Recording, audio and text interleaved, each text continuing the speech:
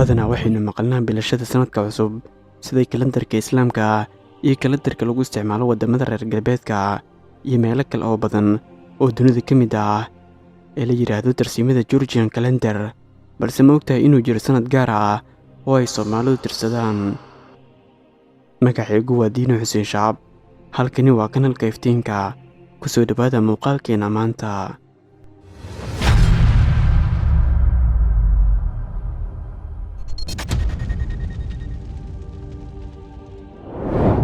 kalendarka Soomaalida oo ku beegan 1424 ayaa bilowday 17 bishii Luulyo ee naga dhamaatay, waxaana xildheerayaasha dhaqanka bulshada ay rumaysan yihiin in laga joogo xilli rasmi ah oo la dhaqangelin lahaa adeegsigiisa iyo looga shaqeeyo xarumaha dowladda. Soomaalida waa dad dhaqan ahaan u lahaan jiray inay wax qoraan, taasina waa had iyo jeer sababta inay lumaan taariikhda asal raaca ah ee ay leeyihiin bulshada noocan oo kale ah oral society, gaar ahaan Soomaalida oo ay u dhirtay reer guuraanimo. waxaana fagaareyaasha sanad walba lagu soo bandhigaa doodo la xiriira dhaqanka iyo afka Soomaaliga, kuwaas oo u baahan in dib loo eego isla markaana la kaydiyo si loo gaarsiiyo jiilka cusub iyo kuwa soo socdaba.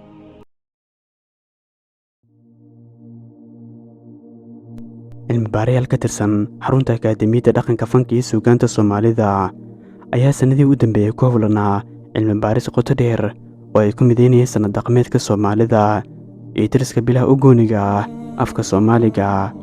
xarunta akaademiyadda afka Soomaaliga aanu wax ka weydiinay tiriska sanadka Soomaalida ayaa sheegtay in 17 Luulyo uu si rasmi ah u bilowday kalendarka Soomaalida oo haatan tirsigiisu marayo 1424. dhulka Soomaalida ku nooshahay badankiisa waxaa laga isticmaalaa laba tirsiimo oo kale ah Georgianka iyo Islaamka, halka had iyo jeer dowladuhuna ka isticmaalaan habeentiriska Georgianka.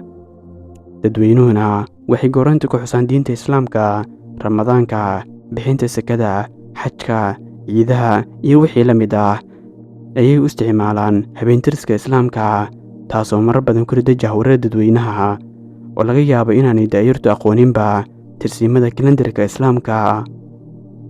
Maxamuud Cabdi Cusmaan oo ah cilmi-baare ka tirsan akaademiyadda dhaqanka fanka iyo suugaanta aan wax ka weydiinay tirsi sanadeedka Soomaalida ayaa sheegay in tirsigan uu yahay mid gooni ah, isla markaana ka soo bilaabeen tirsigiisu geerida boqorkii Kushaatiga u dambeeyey. Maxamuud Cabdi ayaa sheegay in magacyada loo yaqaano bilaha ay ku kala duwan yihiin degmooyinka ay Soomaalidu degto, isla markaana ay ku dhalisay inay qaataan tirsi guud oo mideyn kara ummadda Soomaaliyeed.